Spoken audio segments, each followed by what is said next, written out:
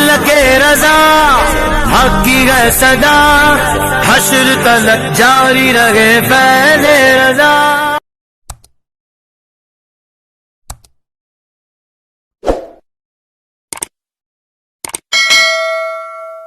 امی کہہ کر میں اپنی امی کے پاس چلا جاتا۔ آج ہمیں اس چہرے کا احساس نہیں ہے، اس چہرے کا خیال نہیں ہے، لیکن یاد رکھنا جب یہ چہرہ گم ہوگا، قبر کی مٹی کے نیچے دفن ہوگا، اس وقت تم اس چہرے کو ترس جاؤ گے، ڈھونڈو گے۔ نہ یہ چہرہ تمہیں جنگلوں میں ملے گا، نہ بیابانوں میں ملے گا، نہ تمہیں کسی فنکشن ہال میں ملے گا، نہ کسی منبر پہ ملے گا، نہ کسی محراب میں ملے گا، نہ کعبے کی دیواروں کے سائے میں ملے گا۔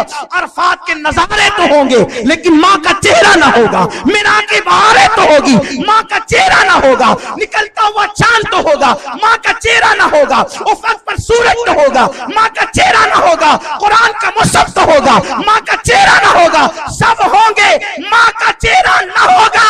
لیکن اس وقت تم ڈھونڈو گے اور تم اپنے آپ کو محروم تصور کرو گے۔ ماں کا چہرہ پوری کائنات کی دولت دے کر بھی تم حاصل کرنا چاہو گے تو تمہیں نہ مل سکے گا۔ اس وقت تم راتوں کو گڑ گڑا کے دعا کرو گے، میرے اللہ اتنا تو احسان کر دے، وہ چہرہ ایک مرتبہ خواب میں دکھا دے۔ ماں باپ کے ساتھ بغاوت کرنے والوں، شاید تمہیں وہ بھی نصیب نہ ہوگا۔ آج ماں باپ کا احساس نہیں، ماں باپ سے محبتوں کا ماحول نہیں ہے۔ آؤ اپنے ماں باپ کے ساتھ تجدید وفا کریں۔ آج کے نوجوان لڑکے 3-2 بجے تک انٹرنیٹ پر بیٹھ کر موبائل کھیلتے، گیم کھیلتے ہیں۔ پورے شہر میں وبا پھیل چکی ہے، لوگ جوا کھیل رہے ہیں موبائل پر، گیم کھیلنے موبائل پر، تاش کے پتے کھیلنے موبائل پر۔ نادان وہ 3 گھنٹہ وہاں بیٹھ کر کیوں تو ذلیل کام کر رہا ہے، کیوں تو حرام کام کر رہا ہے؟ اگر وقت ہے جا اٹھ، اپنی ماں کے پیر دبا، خدا کی عزت کی قسم اگر تیری ماں کے دل سے دعا نکل گئی، اللہ تجھے ولی بنا دے، تجھے قطب بنا دے، تجھے ابدال بنا دے۔ تمہیں پتا ہے ماں کی دعا انسان کو ولی بنا دیتی ہے۔ یہ خواجہ باقی باللہ، یہ باقی باللہ کون ہے؟ خواجہ باقی باللہ سلسلے نقشبندیہ کے بزرگوں میں سے ایک پائے کے بزرگ ہیں۔ حضرت مجدد الفسانی شیخ احمد سرہندی کے پیر ہیں۔ ابتدا میں عبادت کی طرف زیادہ توجہ اور لگاؤ نہ تھا، باقی باللہ توجہ نہیں تھی زیادہ، لیکن سوچتے تھے کہ عمل کم کروں اور ولی بن جاؤں، تڑپ تھی ولی بن جاؤں ولی، لیکن ولی جیسا عمل کرنے کا ابتدائی دنوں کے اندر شوق نہ تھا۔ ماں نے کہا بیٹا بے چین کیوں ہوتا ہے؟ عرض کی امی ولی بننا چاہتا ہوں لیکن اتنے مجاہدات نہیں کر سکتا۔ ہاتھ اٹھ گئے، میرے اللہ میرے بیٹے کو ولی بنا دے۔ اللہ نے خواجہ باقی باللہ کو صرف 2 جملوں کی برکت سے ولایت عطا فرما۔ آپ اپنے ماں باپ کو چھوڑ کر پیروں کے پاس جاتے ہیں، علماء کے پاس جاتے ہیں، اماموں کے پاس جاتے ہیں۔ پیروں کی عظمت اپنی جگہ ہے، انکار نہیں کرتا، لیکن لوگ ہاتھ چومنے کے لیے یوں دھکم دھکی کرتے ہیں۔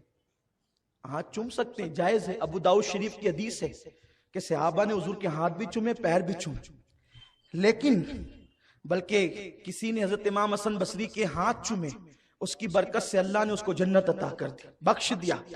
انکار نہیں ہے، میرا مسلک ہی ادب کا مسلک ہے، ہم سب کے ادب کرتے ہیں۔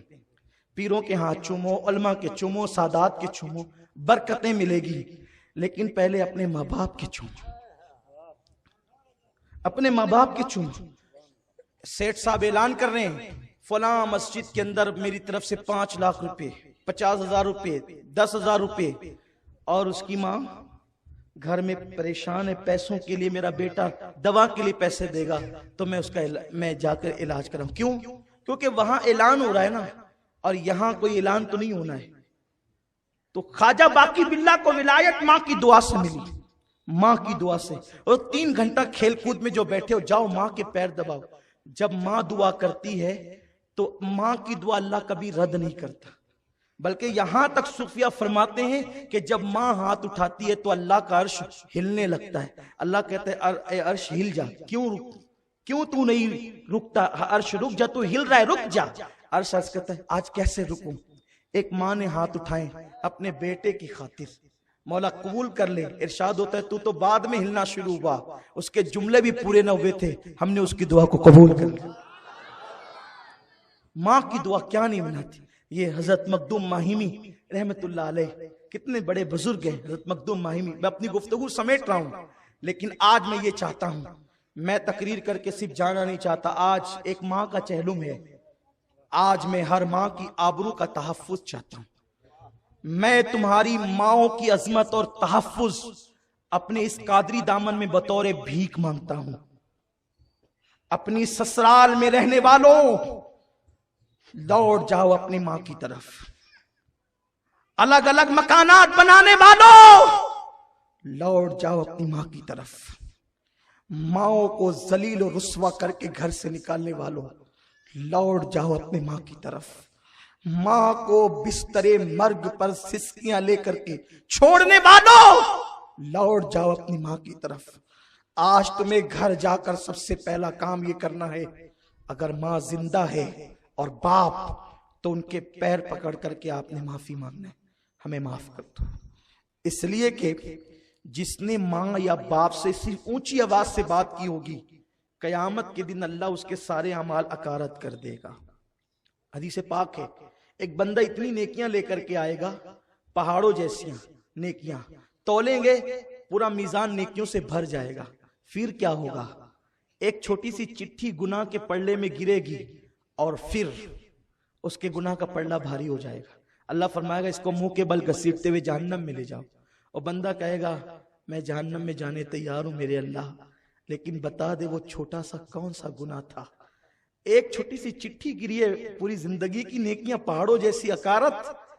ارشاد ہوگا فرشتوں بتا دو اسے. فرشتے کہیں گے تو نے ایک مرتبہ اپنی ماں سے چلا کر بات کی تھی، اس کی وجہ سے تیری ساری زندگی کی نیکی اکارت ہو گئی. میں نے بہت دینداروں کو بھی دیکھا ہے اپنی ماں سے منہ چلاتے ہوئے، اپنی ماں کو ڈانٹتے ہوئے. میرے آقا کے دیوانوں، امام اہل سنت سیدی اعلی حضرت لکھتے ہیں ماں باپ کے حقوق بیان کرتے ہوئے کہ ماں باپ سے بات کرو تو پہلے اجازت لو. بغیر اجازت ماں باپ سے گفتگو کرنا یہ بے ادبی کی طرف لے جاتا ہے. اور جب وہ اجازت دے دیں تو ان سے ایسے بات کرو جیسے ایک غلام اپنے آقا سے بات کرتا ہے. کیا کبھی ہم اس طرح بات کرتے ہیں؟ وہ ہماری جنت بھی ہے جہنم بھی ہے. اگر راضی کر لیا تو جنت، ناراض کر لیا تو جہنم. میرے آقا فرماتے ہیں اگر کسی کو پتا کرنا ہے، مفہوم حدیث ہے، کسی کو پتا کرنا ہے عرش کا مالک راضی ہے کہ ناراض ہے، وہ اپنے گھر چلے جائے. ماں باپ راضی ہے، خدا بھی راضی ہے. ماں باپ ناراض ہے تو خدا بھی ناراض ہے. اپنے سجدوں پہ غرور کرنے والوں، خدا راضی اور ناراض ماں باپ کی رضا اور ناراضگی پر ہے. یہاں تو حال یہ ہم سب چھوڑ کر، ماں باپ کی خدمت چھوڑ کر، سب کچھ چھوڑ کر کہاں پڑے ہوئے؟ آؤ عہد وفا کریں. آج کے بعد مالیگاؤں کی کوئی بھی ماں نہ روئے گی اولاد کے لیے. اتنا خوش کر دو انہیں اگر اللہ کو راضی کرنا ہے تو. کیا نہیں ملتا جو ماں باپ کو اس حالت میں قبر میں رکھے کہ اس کے ماں باپ راضی ہیں.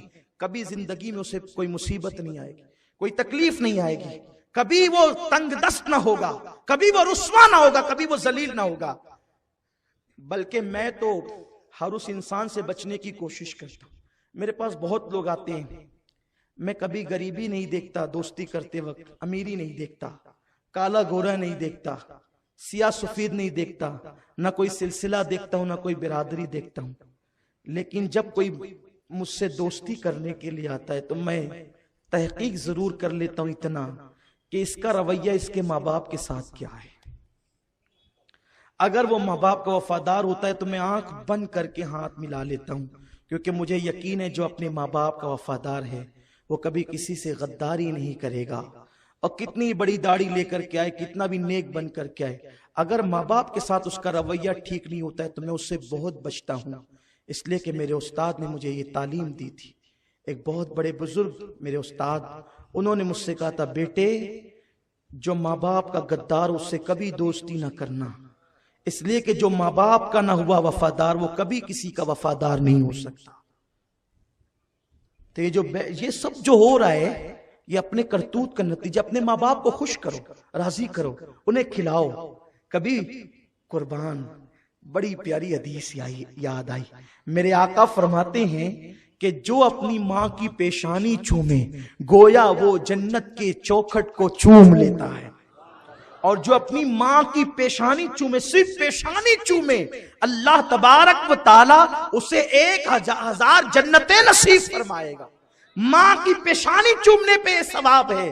ماں کی پیشانی چومے، اللہ کی رحمتیں اس کا طواف کرتی ہے، یہ ماں کی پیشانی چومنے کی برکتیں ہیں۔ تو عرض یہ کر رہا تھا، حضرت مخدوم ماہیمی رحمت اللہ علیہ، آپ کو شوق تھا عالم بننے کا، ماں کی دعا سے کیا نہیں، عالم بننے کا شوق، بچپنا تھا، بچپنا ماں نے بڑی اچھی تربیت کی تھی، امی سے کہا ماں میں عالم بننا چاہتا ہوں، ماں میں مولانا بننا چاہتا ہوں۔ اس دور میں علماء کی بڑی قدر تھی، بہت لوگ قدر کرتے تھے علماء کی، عالم بننا ہے۔ ماں نے کہا بیٹا آج کے دور کی طرح وہاں گلی گلی مدرسے تو نہیں تھے، تو عالم بننے کے لیے کوئی سمرکند جاتا، کوئی بخارا جاتا، وہ بمبئی کی چھوٹی سی بستی میں وہ رہتے تھے۔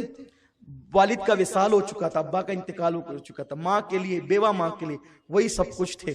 ماں نے کہا بیٹا، اور مائیں تو اپنی اولاد کو اجازت دیتے ہیں، میں تجھے کیسے اجازت دوں، میرا کوئی نہیں ہے تیرے سوا، تجھی کو دیکھ دیکھ کر تو بیوگی کے زخم کو میں ٹھنڈا کرنے کی کوشش کرتی ہوں، بیٹے تجھے نہیں جانا، اور دعا کرتی ہوں اللہ تجھے عالم بنا دے گا، جا۔ ماں سے کہا ماں اگر یہ تیری خوشی ہے کہ میں جاہل رہوں تو ٹھیک ہے، میں جاہل رہوں گا، لیکن تجھے چھوڑ کر سمرکند بخارا نہ جاؤں گا۔ بس فجر کی نماز ماں کے ساتھ پڑھی، اور ماں سے کہا امی میں ذرا سمندر کی سیر کر کے آتا ہوں، فجر کی بات کا وقت ہے، سمندر کے کنارے تھوڑا سا ٹہل لوں۔ چھوٹے سے ہیں، جیسے ہی چلے دیکھا پتھر پہ خوبصورت انسان ہے، سلام کیا، سلام کرنے کے بعد اس بزرگ نے کہا اے علی، ان کا نام علی تھا، علی بتا تو یہاں کیوں ہے؟ انہوں نے کہا میری ماں سے میں اجازت لے کے چند قدم یہاں چلنے آیا ہوں۔ کہا بزرگ آپ کون ہیں جو آپ میرا نام جانتے ہیں؟ علی آپ کون ہیں؟ تو اس وقت اس بزرگ نے کہا میں خضر ہوں، اور اللہ نے اب میری یہ ڈیوٹی لگائی ہے کہ میں روزانہ تجھے یہاں پڑھانے آیا کروں اور میں تجھے عالم بناؤں۔ ماں کی نافرمانی کرتا تو سمرکند اور بخارا کے علماء کے برتن دھونے پڑتے، تو نے ماں کی فرما برداری کی اور تو گھر رک گیا، تو تیرے لیے اللہ نے مجھے بھیجا تاکہ میں تجھے علم سکھاؤں، پڑھاؤں گا، لیکن ایک وعدہ کر، کسی کو نہیں بتانا کہ میں تجھے پڑھاتا ہوں، کسی کو نہیں۔ کہا ٹھیک ہے، کسی کو نہیں بتاؤں گا کہ آپ مجھے پڑھاتے ہیں۔ بہت خوش ہو گئے، پڑھنے لگے، روزانہ اب جانے لگے، پڑھنے لگے۔ ایک دن ماں نے کہا علی بیٹے تو اتنی دیر تک کے جاتا ہے پھر واپس آتا ہے، کرتا کیا ہے تو؟ سوچنے لگے خضر نے تو مجھ سے وعدہ لیا تھا کسی کو بتانا نہیں، اگر بتاؤ گے تو دوسرے دن سے میں تمہیں پڑھانے نہیں آؤں گا۔ تو سوچا اگر بتاتا ہوں تو خضر کل سے نہیں آئیں گے، میں ادھورا عالم ہو جاؤں گا، اور اگر نہ بتاؤں گا ماں کا دل دکھتا ہے۔ ایک طرف خضر کی تعلیم ہے، ایک طرف ماں کا دل ہے، دل توڑوں یا خضر کو چھوڑوں؟ کہا خضر ہیں، خضر چھوٹ جائے چلے گا، ماں کا دامن نہیں چھوٹنا چاہیے، ماں کا دل نہیں ٹوٹنا چاہیے۔ اور ماں کو کہہ دیا امی میں جو جاتا تھا نا سمندر کے کنارے تو وہ مجھے خضر پڑھانے آتے تھے، اور انہوں نے کہا تھا کسی کو بتائے گا تو میں پڑھانے نہیں آؤں گا۔ اب لپٹ کرو لگے امی وہ تو نہیں آئیں گے، امی وہ تو نہیں۔ کہا بیٹا کوئی بات نہیں، اللہ کریم ہے، وہ تجھے عالم بنا دے گا۔ اور یہ کہا تسلیہ دی۔ دوسرے دن گئے تو خضر نہیں آئے، اب آ کر کے خوب